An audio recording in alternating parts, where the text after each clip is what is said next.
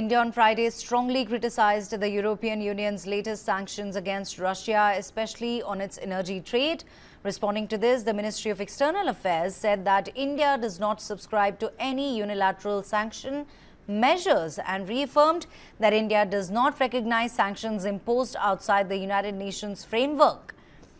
इस वक्त एक यूरोपियन यूनियन जो है उसने इंडिया के ऊपर सैंक्शंस लगा दी हैं और इंडिया की जो गवर्नमेंट है वो इस पे बहुत सख्त एक्शन लेके बैठी हुई है।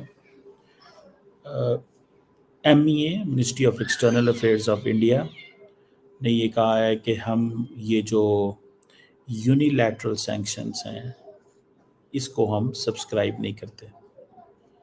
ये इंडिया ने एक फार्मूला बनाया हुआ है। रशिया को सैंक्शन नहीं किया, ईरान को सैंक्शन नहीं किया, भारत को कर दिया।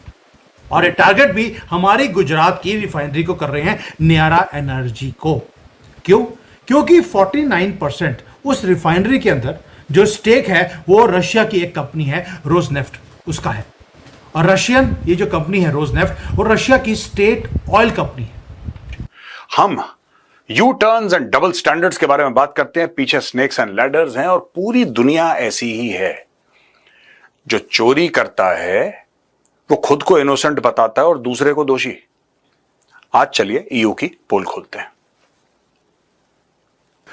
दोस्तों जैसा कि आप जानते हैं कि ईयू ने इंडिया के अंदर ऑयल रिफाइनरी जो कि गुजरात में, उस पर जो है प्रतिबंध लगा दिया है। और ये प्रतिबंध उन्होंने क्यों लगाया है? क्योंकि अब इसमें कई सारे जो है बात निकल कर आ रही है। क्योंकि अब एक तो उनको ये लगता है कि नाटो वालों को और यूएस को, ईयू को, कि भारत जो है अब इनकी बात नहीं सुनता है, भारत कोई इनकी बात नहीं मानता है और भारत पाकिस्तान की तरह जो है इनके कदमों में पड़ा नहीं है। सबसे बड़ी बात ये भी है। तो इन सब चीजों को चलते देखकर मद्देनजर उन्होंने जो है प्रतिबंध लगा दिया है। क्योंकि इसमें जो है उन्होंने 4-5 देशों को वार्निंग दे रखी थी पहले से, लेकिन और किसी को इन्होंने प्रतिबंधित नहीं किया। इन्होंने रसिया को खुद नहीं प्रतिबंधित किया है, जबकि रसिया की कंपनी को इन्हें पहले प्रतिबंधित करना चाहिए था। लेकिन इन्होंने सिर्फ और सिर्फ भारत को मोहरा बनाया है और ये चीज इन्होंने एक एज आप समझिए पनिशमेंट के रूप में जो है भारत को दी है कि ताकि भारत को थोड़ा सा ख्याल आए इनके लोगों के बारे में। तो अब इस विषय पर भारत सरकार ने जवाब दे ही दिया है और इनको खुलकर बता दिया है कि आप तो सबसे बड़े दोगले हो, आपसे बड़ा दोगला कोई है नहीं, डबल स्टैंडर्ड रखते हो और आपकी जो है कोई हैसियत नहीं है, आपको पहले से ही आप लोग ऐसा कर रहे हैं, जो वो तो सरकार कह ही रही है। और ये बहुत बढ़िया बात हो गई दोस्तों। अब नाटो को अपनी औकात पता चलेगी, ईयू वालों को, यानी कि ये जितने भी वेस्टर्न है ना, इनको पता चलेगा इनका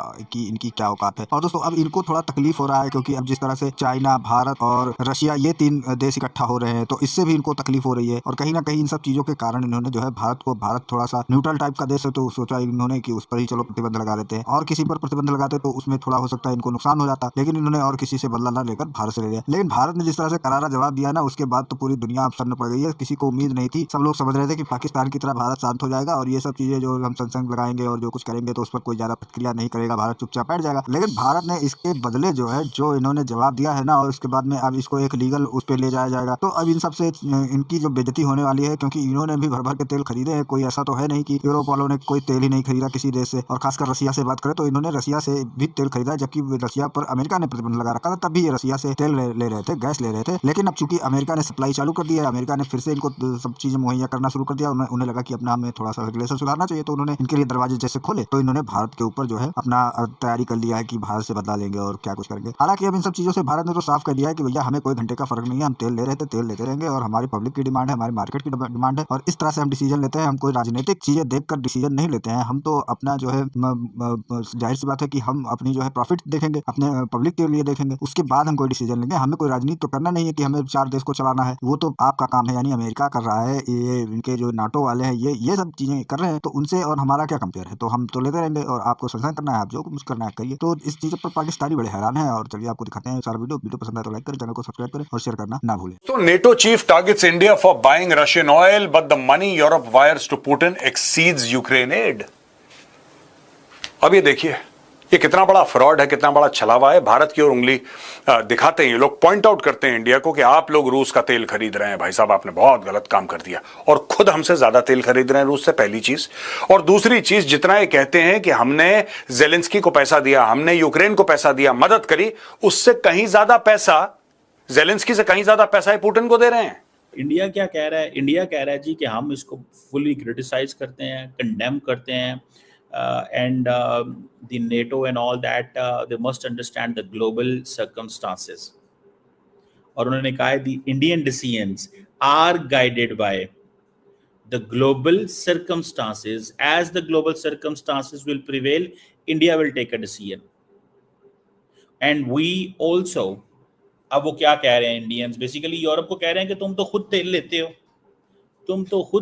हो, और कहते मुझे हो कि मैं तेल लेता हूं, और उन्होंने कहा कि हम डबल स्टैंडर्ड जो हैं उसको कंडेम करते हैं, रिजेक्ट करते हैं। बट ट्रुथ क्या है, ये जो कंपनी है भारत की, ये रशिया की तो नहीं है, ये तो भारत की है। यानी कि रशिया को सैंक्शन करना है तो भारत को सैंक्शन कर दिया। रशिया की जो रिफाइनरी है भैया, उसको आपने सैंक्शन क्यों नहीं किया, हमें कर दिया। सिर्फ इसलिए कि जब इनको पिछले 2-3 साल से जब तेल चाहिए था, रशिया के ऊपर सैंक्शन था, तो भारत से तेल लेते रहे। लेकिन अब जब पेट भर गया है, क्योंकि अमेरिका ने वहां पर तेल देना शुरू कर दिया, तो अब हमारा तेल निकालना बंद कर दिया है। Please let us break it down. ये गोरों की जो डबल स्टैंडर्ड्स हैं, कब तक ये हम सहन करते हैं? कि India does not subscribe to the unilateral sanctions. ये इंडिया बार बार एक ही चीज़ जो है वो इंटरनेशनल ऑडियंस को भी कह रहे हैं। अच्छा, इसमें सीधी सी बात है कि इंडिया को ये है कि भाई हम क्यों माने इनकी यूनिलैटरल सैंक्शंस, क्यों हम इनके इस प्रेशर के नीचे आए, क्योंकि इंडिया अब जारी बात है बड़े पैमाने पे तेल ले रहा है रशिया से, ठीक है, और वो कह रहे हैं कि तेल लेना हमने बंद नहीं करना। और इंडिया के जो पेट्रोलियम मिनिस्टर है हरदीप सिंह पुरी साहब, he has been very tough and vocal by the way. उन्होंने बड़ी टफ लाइन ली और बड़े वोकल हैं, और वो समझ रहे हैं कि ये जो नेटो वाले हैं और अमेरिकन जो हैं ये हमें डरा रहे हैं, एंड ये चाहते हैं कि हम डरे ही रहें और अपनी मर्जी के फैसले ना करें। So what Indians are saying that we will take all decisions and the decisions are guided by the market circumstances. So market circumstances and global prevailing circumstances करते हैं, और ये अगर इंडिया के ऊपर सैंक्शन लगा देते हैं तो याद रखिएगा कि this is not one thing, ये कोई एक चीज नहीं होगी, ये ज़हन में रखें। ये इंडिया के ऊपर सैंक्शन लगाना इज नॉट बिकॉज कि वो रशिया से तेल सिर्फ ले रहे हैं, उनको थोड़ा सा गुस्सा इस चीज का है कि यार ये इंडियंस हमारी बात बिल्कुल नहीं मानते। अब पता लग रहा है कि ये तो बहुत बड़े चोर हैं ईयू वाले। ये देखिए, even as NATO chief Mark Rutte has warned India, China and Brazil about the purchase of Russian oil, the fact remains that European nations, 29 of 32 NATO members are from Europe, have given more money for energy imports than they have given Ukraine in aid. Since the Russian invasion of Ukraine in 2022, India has ramped up the purchase of discounted Russian oil as Russian energy exports are central to the country's economy. Western leaders and commentators have frequently criticized India. ठीक है जी, ये story आप समझ गए। अब देखिए, 2024 EU members bought euro 21.9 billion, यानी कि तकरीबन 25.4 अरब डॉलर रूस का तेल खरीदा इन लोगों ने। हम एनर्जी खुद भी कंज्यूम करते हैं और एक्सपोर्ट भी करते हैं, ईयू खुद खरीदता रहा। लेकिन अब यूरोपियन यूनियन वही हमें बोल रहा है stop, you can not buy, you can not process, you can not sell. और हमारी कंपनी रिफाइनरी जो है उसको बैन कर दिया कि यहां से कोई भी एक्सपोर्ट्स अब ईयू कंट्री के अंदर नहीं जा सकते, क्योंकि इसके अंदर 49% रशियन स्टेक है। भाई 49% स्टेक का मतलब ये तो नहीं है कि मेजॉरिटी कंट्रोल है, मेजॉरिटी कंट्रोल तो भारत का ही है। लेकिन रशिया ने, यूरोप ने बोलना शुरू कर दिया, क्योंकि 49% स्टेक है, ये यूरोप के लिए बहुत बड़ा थ्रेट है।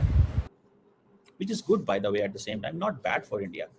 इंडिया के लिए ये बड़ी इंपॉर्टेंट बात है कि वो कहेंगे कि जी हम अमेरिका के कहने पे चाइना से क्यों लड़ाई करें, या अमेरिका के कहने पे वो सब कुछ क्यों करें, या वो सिक्योरिटी ब्लॉक का क्यों हिस्सा बने जहाँ पे कल को हमें अपने बंदे मरवाने पड़ सकते हैं।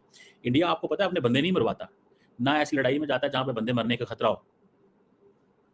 ये चीज़ जो है ना, ये पॉइंट पाकिस्तान भी डिस्कस करता है दुनिया के साथ, ये बात पाकिस्तान भी डिस्कस करता है दुनिया के साथ कि भाई साहब आप ये बताएं कि हम जब इंडिया और पाकिस्तान की बात आती है तो पाकिस्तान तो हमेशा दुनिया के साथ खड़ा हुआ है। इंडिया जो है वो हमेशा अपने इकोनॉमिक इंटरेस्ट के साथ खड़ा हुआ है, पाकिस्तान हमेशा दुनिया के इंटरेस्ट के साथ खड़ा हुआ है, जिसमें पाकिस्तान का इंटरेस्ट जो है वो कॉम्प्रोमाइज हो जाता है।